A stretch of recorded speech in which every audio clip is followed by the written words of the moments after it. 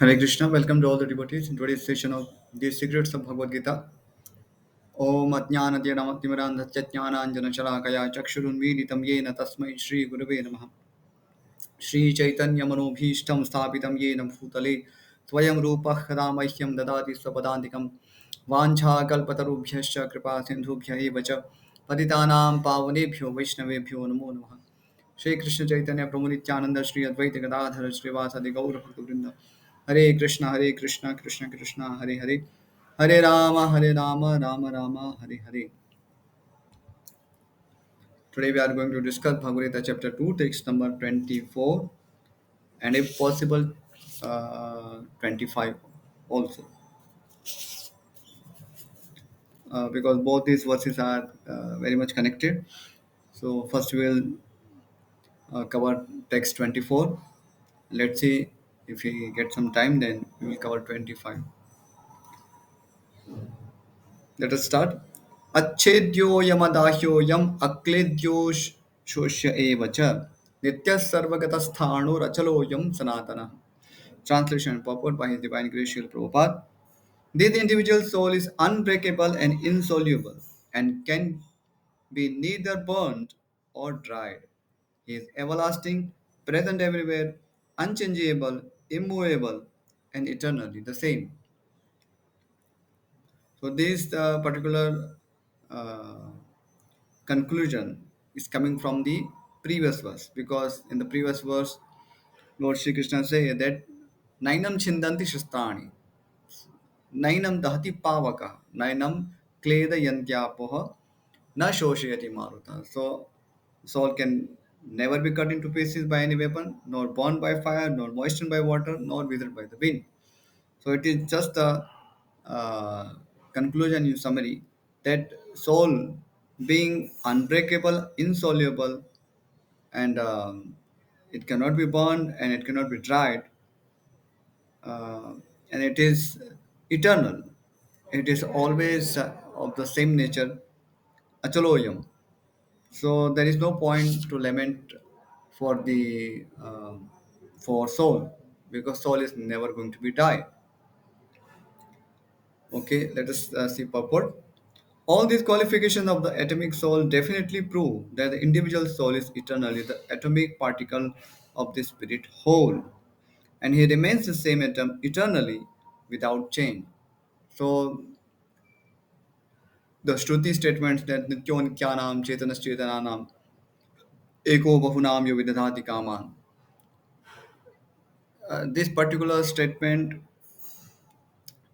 um, confirms that there are many eternals, and among those eternals, Lord Shri Krishna is the supreme soul. He is the source of everything or the origin of everything, in a sense that uh, he is the shelter of all individual souls, because he supplies everything to other individual souls. So that's the understanding, and they are both supreme soul and individual souls are eternal. The theory of monism is very difficult to apply in this case because the individual soul is never expected to become one homogeneously. So, the theory of monism, or in other words, uh, Mayavad, or impersonalism, uh, they imagine that after liberation, all the individual soul merges into the uh, Parabrahma or Brahma. Uh, so, and they lose their own individual existence. So that's the understanding of impersonalism. So that's what Srila Prabhupada is mentioning here, that this particular theory of monism cannot be applied because soul is insoluble. So how can an individual soul be merged with another soul? That is simply not possible.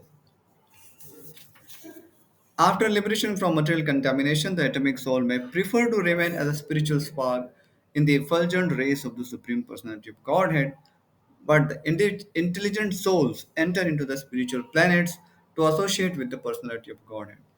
So, uh, even after liberation, an individual soul does not get merged into the into the rays of the Supreme Personality of Godhead. We call it Brahma or Brahma Jyoti.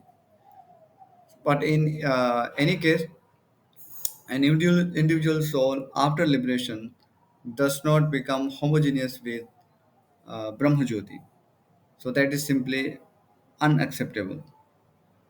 And as it is mentioned here, uh, some souls may prefer to remain as an individual spiritual spark within the rays of Brahma Jyoti.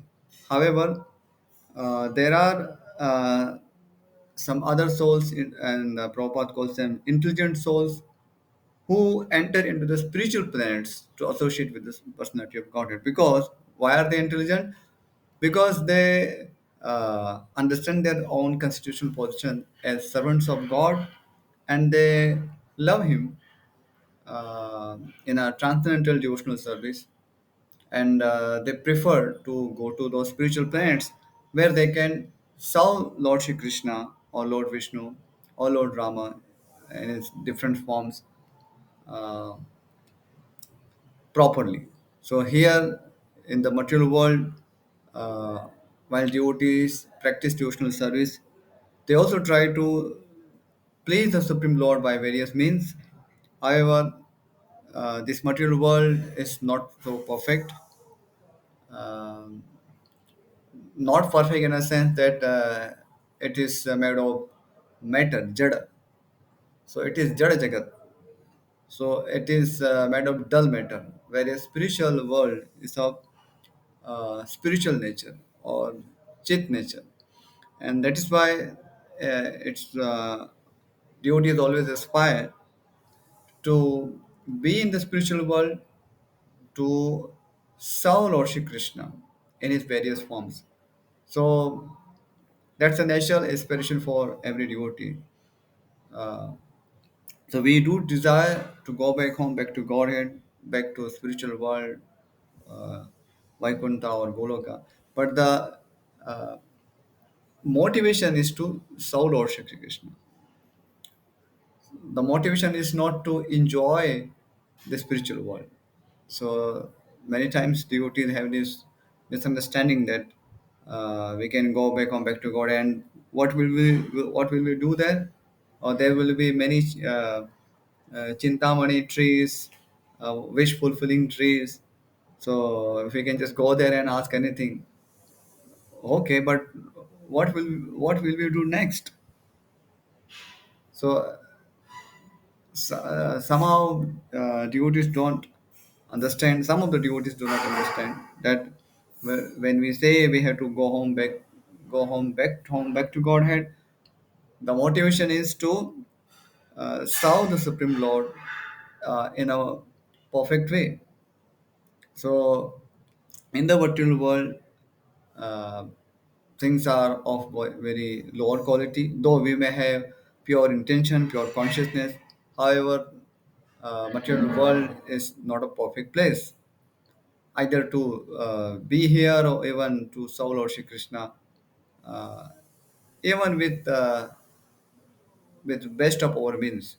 So that is something natural that devotees aspire to serve Lord Shri Krishna in the best way. And spiritual world is a place where they can serve Lord Shri Krishna in the best way. Next, the word Sarvagata, all pervading, is significant because there is no doubt that living entities are all over God's creation. So Sarvagata means he can go everywhere. Vishwanath Chakri Thakur particularly mentions the word Sarvagata as uh, Swakarma Vashat Deva Manushya Tiryag Adi Sarvadeha Gataha. So due to his own uh, karma, an individual soul can go to different material bodies, gross material bodies. So, basically, uh, the Sarvagata word has been used in this particular context of attaining different material bodies of various nature. And because an individual soul can have various material desires, so naturally he can have different material bodies. We see in the material world there are many living beings, there are aquatics, there are uh, various kinds of animals, many birds, human beings. So these are all different material bodies. However, individual soul within all these bodies are of the spiritual nature. So they are of the same nature, but due to their individual material desires, they have attained such different material bodies. There are some living beings who live uh, beyond our vision. They are devas, demigods, and there are pitris or forefathers. These are all higher beings. There are gandharvas. Uh, there are great sages, rishis. So uh, all living beings, according to their material desires, can reside uh, in any corner of this material existence. So we have living beings on even on moon, even on sun. So it's not that because there is temperature on moon there is temperature less than 200 degree, so there are no living beings there. As we have living beings underwater, so logically, living beings can exist everywhere. Just because human beings cannot go there, that does not mean that no one can go there. So, and Prabhupada will be explaining how on the sun planet too there are living beings. So they have a different bodies. They have a fiery bodies made of fire element, but still it's living beings do reside on sun planet. However, just by our mundane vision, we cannot see those living beings, higher beings, but that's a fact as it is given in the Vedic text. So not everything is possible to be seen by our naked eyes. There are many things which we simply do not see. For example, bacteria or virus or so many other things. For X-rays. So seeing is not believing. That's simply not true. Okay. Continuing, they live on the land, in the water, in the air, within the earth, and even within fire. They believe that they are sterilized in fire is not acceptable because it is clearly stated here that the soul cannot be burned by fire. Therefore, there is no doubt that there are living entities also in the sun planet with suitable bodies to live there. In the sun globe is if the sun globe is uninhabited, then the word Sarvagata, living everywhere, becomes meaningless. So living everywhere, Sarvagata means everywhere within the material universe, within the material creation, everywhere. That's the meaning of Sarvagata.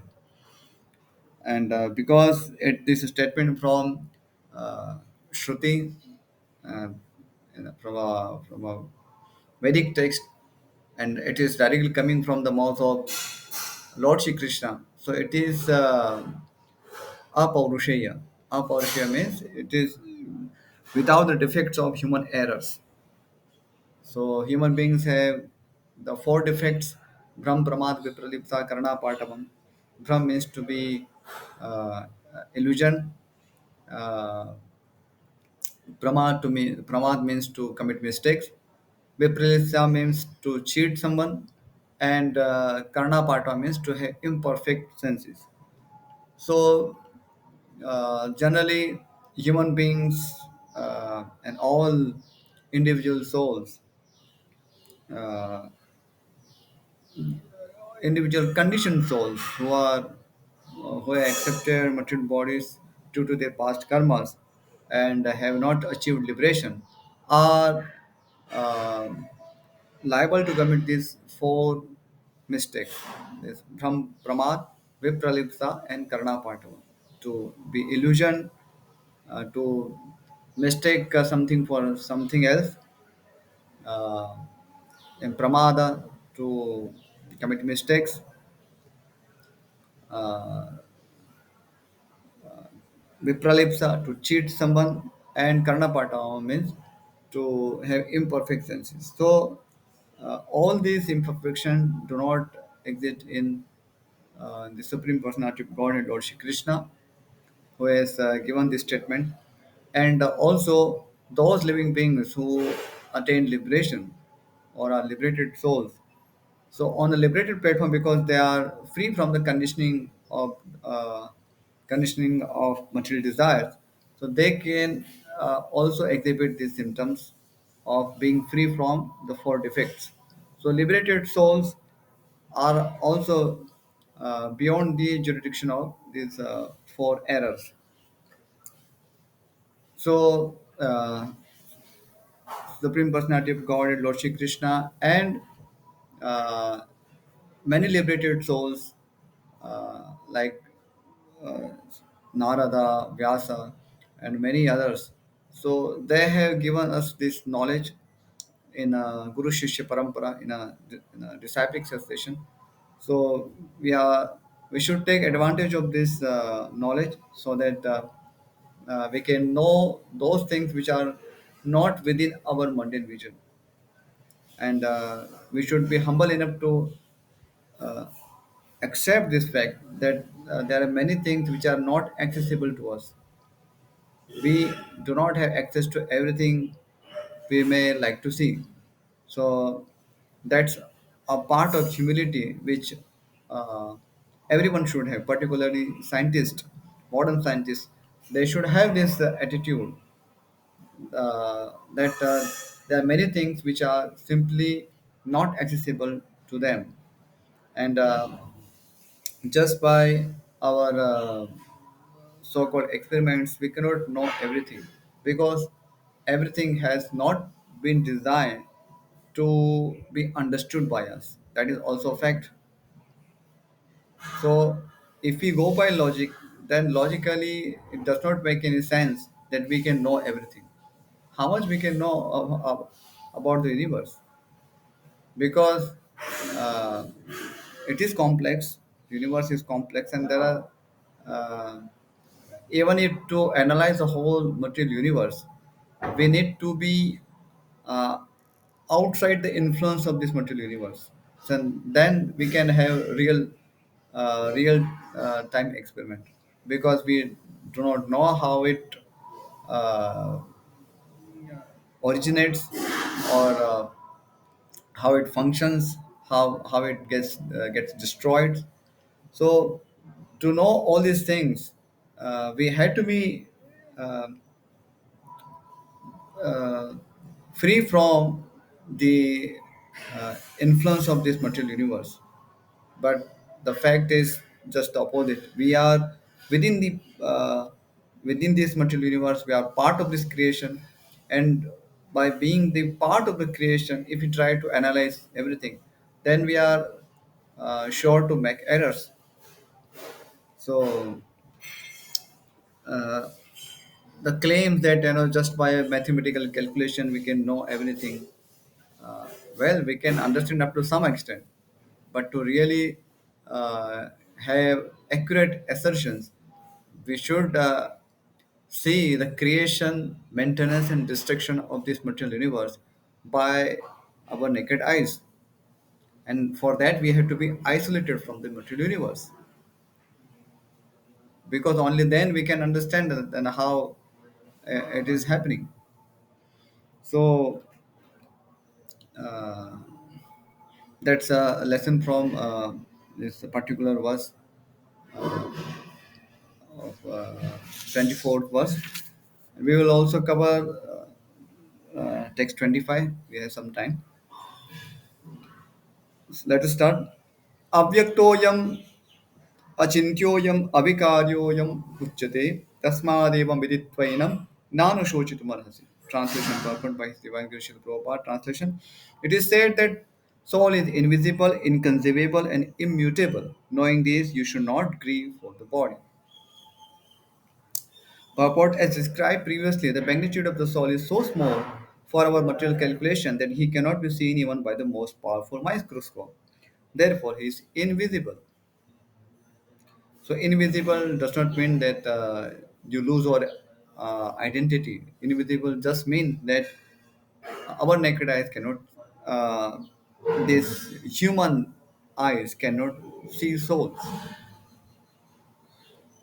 As far as the soul's existence is concerned, no one can establish its existence experimentally beyond the proof of Shruti or Vedic wisdom. Because if it is invisible, then how are we going to establish it experimentally? It's not possible because for whatever experiment we may have, we rely on our material eyes, and that is imperfect. So and even microscope cannot measure it. So that's not a uh, fault of soul's existence. That's something our own limitations or limitation of this material body or material eyes. Then they cannot see beyond certain limits. We have to accept this truth because there is no other source of understanding the existence of the soul, although it is affected by perception. Because by perception, we can clearly see that soul is different from the material body. At the time of death, we give up this material body, and soul goes to soul leaves this body. So this material body is simply an instrument uh, that carries individual soul. There are many things we have to accept solely on grounds of superior authority. No one can deny the existence of his father based upon the authority of his mother.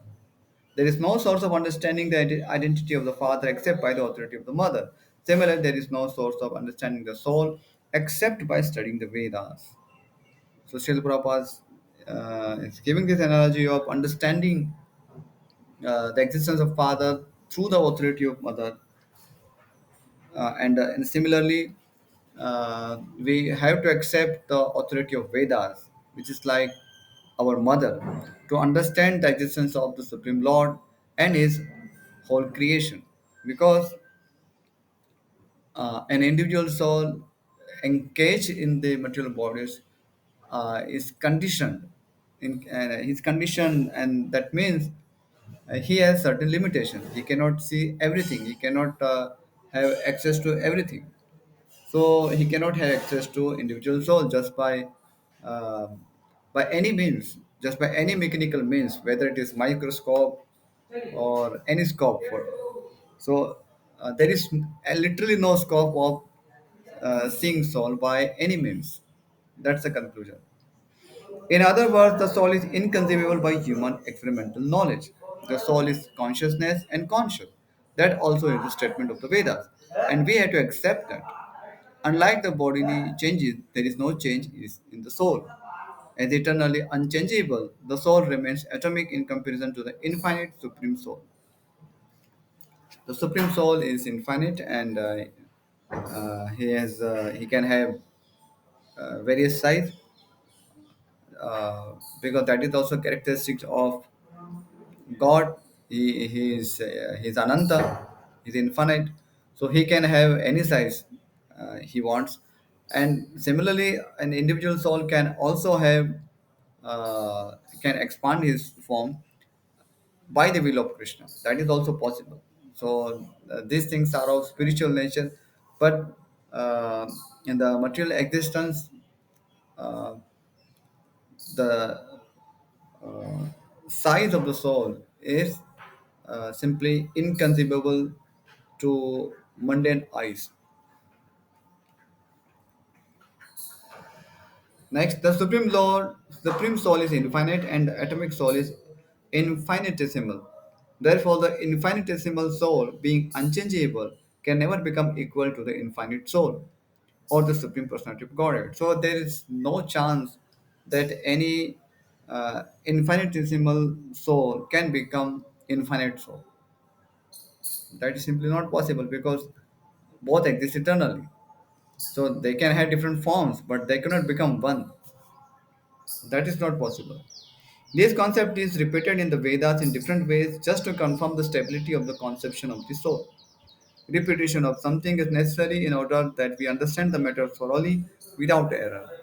So sometimes we see there is repetition of certain words, but that is just to give more emphasis on a particular thing. As we see in this verse, there are two words, Sanu and Achala, Achaloyam. So Sanu also means uh, immovable, and Achal also means immovable. But these two words are used for as a repetition, just to uh, put emphasis on the fact that soul is immovable, unchangeable.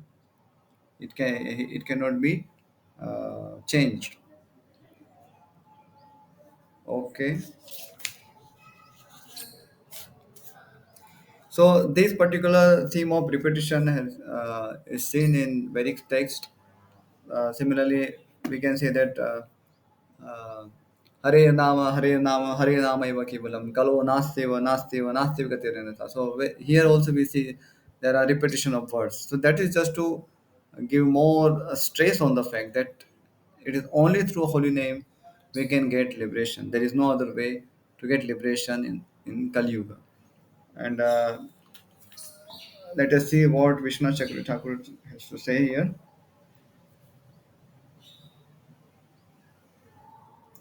Okay, there is one very interesting point. Ati Sukshmatva. So there is a particular word in the verse 25, 25, yes. So a soul is called Avyakta. Avyakta means, uh, let me see how Prabhupada is translated.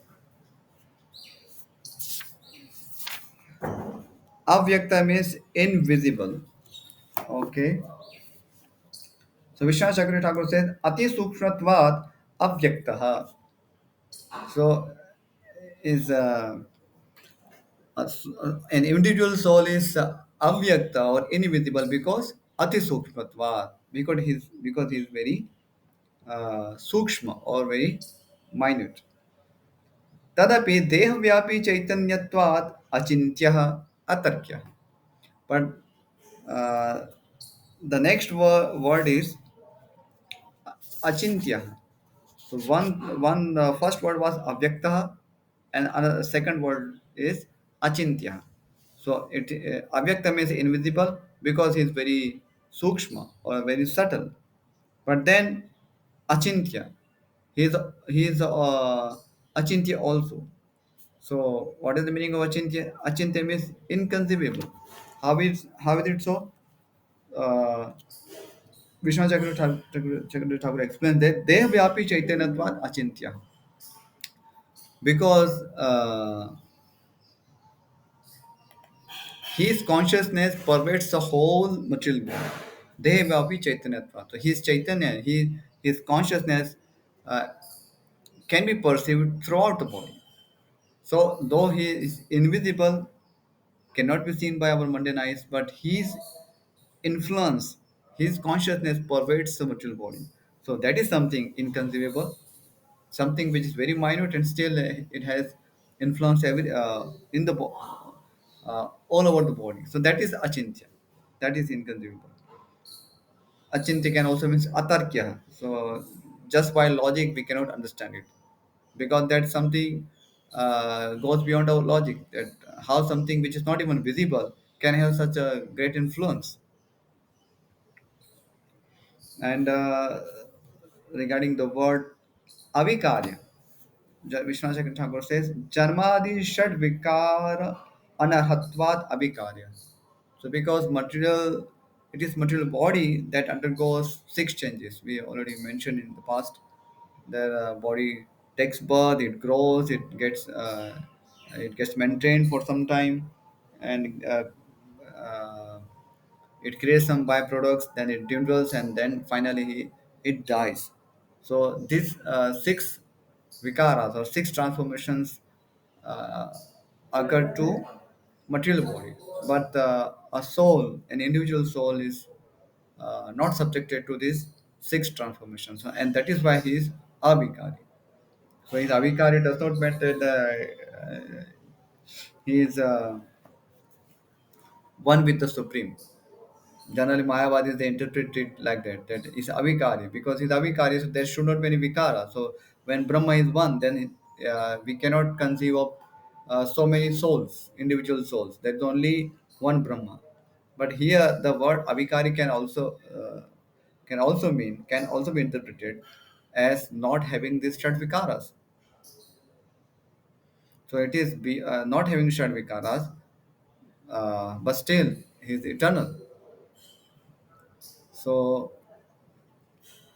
the Mayavad definition of avikari, that he is because there is no transformation, and that's why uh, everything is just one. All individual souls actually refer to one Brahman. So that is simply wrong. It's unacceptable.